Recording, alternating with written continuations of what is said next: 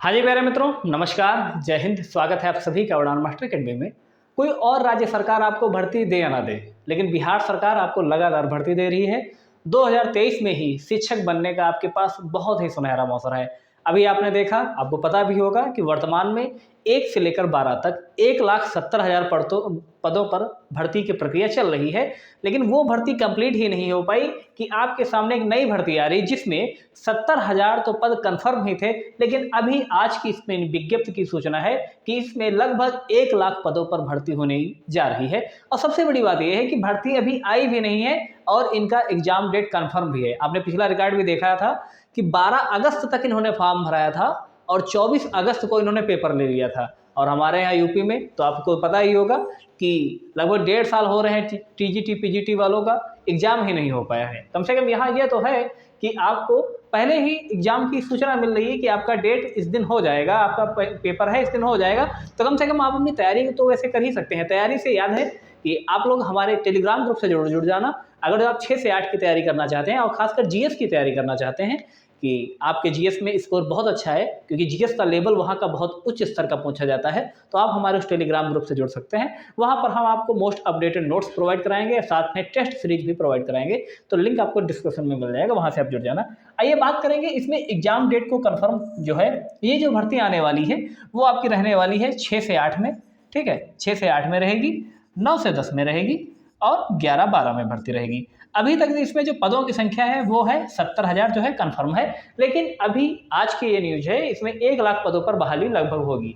साथ में ही कौन कौन आवेदन कर पाएगा हम इस वीडियो में बताएंगे। बीएड बीटीसी सभी को मौका मिलेगा, सब कुछ हम इस वीडियो में बताने वाले हैं। चैनल को सब्सक्राइब कर लेना आगे की बेहतरीन तैयारी के लिए, आज ही हमसे जुड़ जाना। साथ में एक और चीज है कि गलत डॉक्यूमेंट भाई साहब मत रखना, ठीक है, क्योंकि अभी अतुल प्रसाद जी का ट्वीट भी आया था, वो भी हम आपको रूबरू करा देंगे। आइए पहले देख लेते हैं पदों की संख्या। तो पद जो वर्तमान में है वो मैं आपको बताने की कोशिश कर रहा हूँ।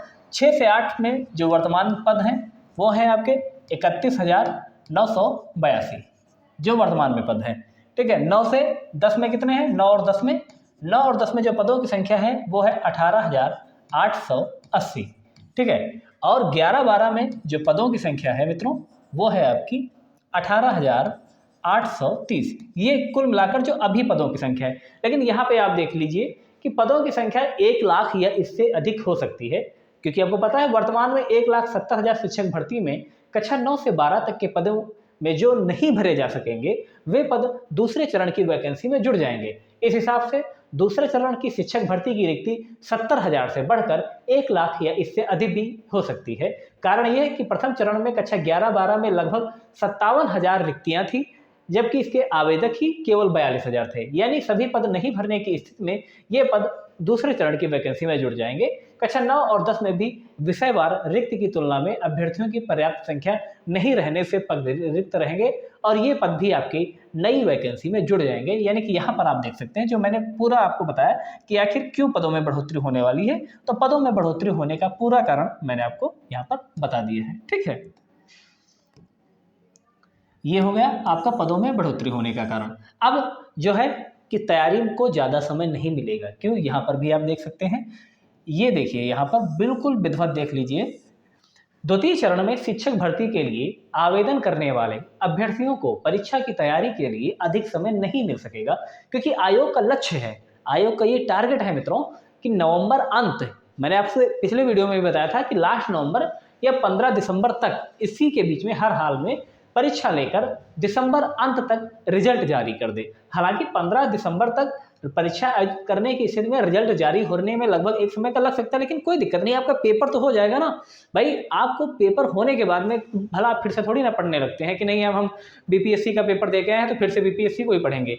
तो पढ़ने का जो समय है वो आपके पास बहुत ही समय कम है ना। आप कह सकते हैं कि आपके अक्टूबर के मात्र ये 20 दिन बचे हैं और आपके नवंबर, कुल मिलाकर आपके जो पास जो दिन बचे हैं, कुल बचे दिन, जो मैं मोटा मोटा बात करूं क्योंकि बाद में बीच में दिवाली भी है, कुल दिन जो बचे हैं तो उसमें भी आप व्यस्त रहेंगे।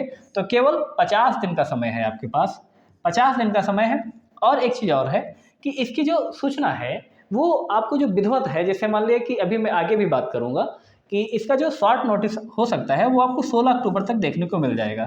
ठीक है, 16 अक्टूबर तक देखने को मिल जाएगा शॉर्ट नोटिस। लेकिन अगर जो 16 अक्टूबर को शॉर्ट नोटिस आ जाएगा तो 20 अक्टूबर से है जो इसके फॉर्म भरने की पूरी संभावना है कि 20 अक्टूबर से फॉर्म भरे जाएंगे।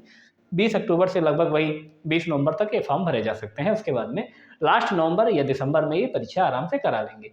दूसरी एक चीज़ है कि गलत प्रमाण पत्र देने वालों को भुगतना होगा परिणाम। ठीक है, आपके पास कोई भी डॉक्यूमेंट गलत है, आपका सीटेट में, क्योंकि बहुत सारे मैसेज ये आ रहे हैं कि सीटेट में क्या हुआ कि वो बीएससी किए हुए थे और उन्होंने एसएसटी से सीटेट का पेपर 2 क्वालिफाई कर लिया, या उन्होंने बीएससी या उन्होंने क्या किया बीए किए हुए थे और उन्होंने मैथ साइंस से पेपर 2 क्वालिफाई कर लिया। तो इस तरह का गलत परिणाम अगर जो आप रखते हैं तो क्या है कि बीपीएससी के अध्यक्ष अतुल प्रसाद ने सोशल मीडिया पर कहा है कि शिक्षक भर्ती परीक्षा के डॉक्यूमेंट वेरिफिकेशन की जांच में पाया गया था कि कई अभ्यर्थियों ने गलत प्रमाण पत्र जमा किए थे, कई ने सही प्रमाण पत्र प्रस्तुत नहीं किए थे। इससे पता चलता है कि ये जानबूझकर किया गया था। यह डॉक्यूमेंट वेरिफिकेशन को रोकने का एक कारण हो भी सकता है और नहीं भी हो सकता है, लेकिन यह तय है कि ऐसा करने वाले को गंभीर परिणाम भुगतने होंगे। यानी कि अगर आपका कोई डॉक्यूमेंट गलत है तो आज ही उसको सही करवा लीजिएगा, कोई आपका अपडेटेशन है तो उसमें सही करवा लीजिए। अगर आपका सीटेट पेपर तो इस तरह की कुछ समस्याएं हैं तो आप फिर से सीटेट जो पेपर आने वाला है